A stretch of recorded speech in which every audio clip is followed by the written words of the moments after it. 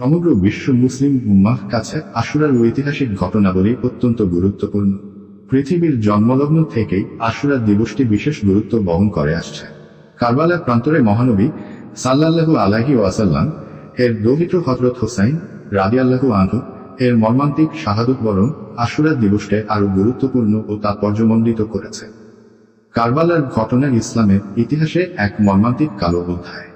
61 হিজরির এ মর্মান্তিক শাহাদত বরণ মুসলিম উম্মাহর হৃদয়কে আজও ভারাক্রান্ত করে।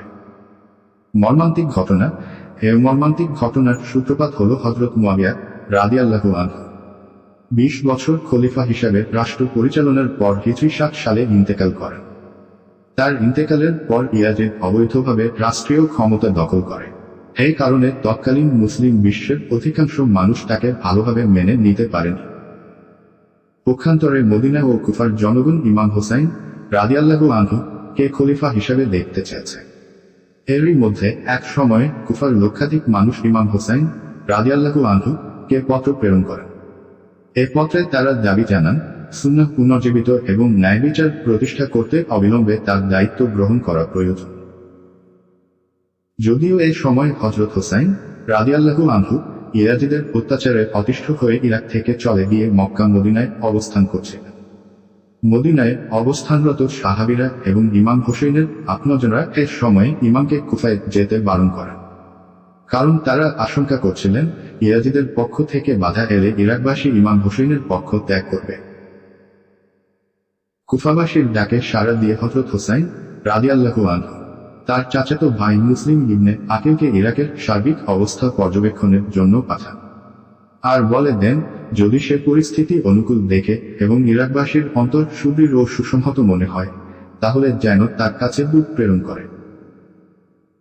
মুসলিম ইবনে আকিল কুফায় পৌঁছার সঙ্গে সঙ্গে 18,000 কুফাবাসী তার কাছে এসে ইমাম হোসেনের পক্ষে বায়াত গ্রহণ করে এবং তারা শপথ করে বলে অবশ্যই আমরা জানমাল দিয়ে ইমাম হোসেনকে সাহায্য করব।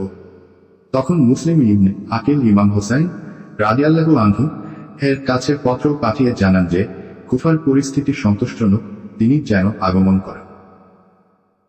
ইয়াজিদের বিরুদ্ধে কুফাবাসীর সাহায্যের প্রতিশ্রুতিতে আশ্বস্ত হয়ে হযরত হোসাইন রাদিয়াল্লাহু আনহু তার পরিবারের 19 জন সদস্য সহ প্রায় 200 অনুচর নিয়ে কুফার উদ্দেশ্যে রওনা হন। জিলহজ মাসের 8 তারিখে ইমাম হোসাইন রাদিয়াল্লাহু আনহু মক্কা থেকে কুফার উদ্দেশ্যে রওনা দিয়েছিলেন।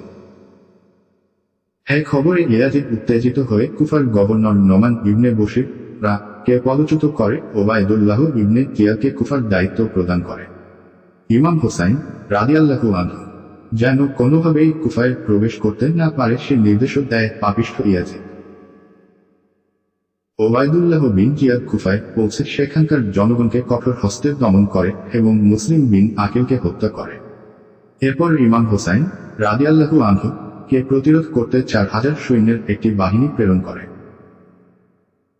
পরিবার ও সঙ্গীদের নিয়ে ইমাম হোসাইন রাদিয়াল্লাহু আনহু ফোরাত নদীর তীরে কারবালার প্রান্তরে পৌঁছলে ইবনে জিয়াদের বাহিনী তাদের অবরোধ করে ফেলে এবং ফোরাত নদীতে যাতায়াতের পথ বন্ধ করে দেয়। হযরত হোসাইন রাদিয়াল্লাহু আনহু এর শিবিরে পানির হাহাকার শুরু হয়ে যায়।